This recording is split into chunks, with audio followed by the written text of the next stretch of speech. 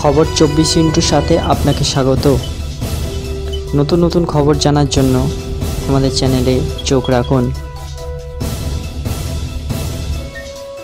ইতিহাস ভোলাতে চাইছেন ইউনূস। ভারতের সাহায্য নিয়ে 1971 সালে পাকিস্তান থেকে স্বাধীনতা লাভ করেছিল বাংলাদেশ। ভারতের সেই অবদান এখন মানতে চাইছেন না বাংলাদেশ।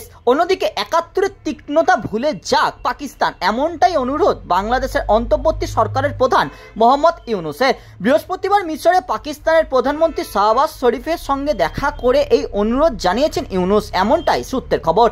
D8 সামিটে যোগ দিতে মিশরে গিয়েছিলেন বাংলাদেশের অন্তর্বর্তী সরকারের প্রধান মোহাম্মদ ইউনূস। সেখানেই পাকিস্তানের প্রধানমন্ত্রী শাহবাজ শরীফের সঙ্গে দেখা করেন।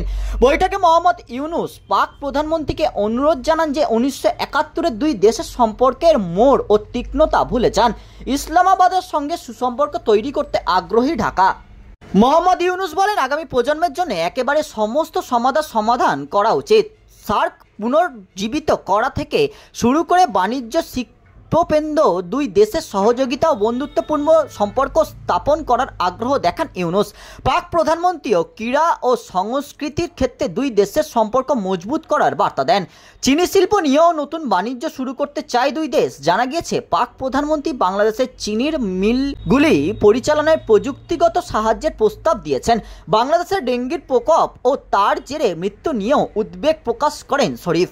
তিনি বলেন, 1 দশক আগে আমরা পাঞ্জাব প্রদেশে যেভাবে ডেঙ্গির বিরুদ্ধে লড়েছিলাম তা গোটা বিশ্বে প্রশংসিত হয়েছিল। আমরা সেই অভিজ্ঞতা ভাগ করার জন্য বাংলাদেশের প্রতিনিধি পাঠাতে পারি। ব্যুরো রিপোর্ট, খবর 24/7।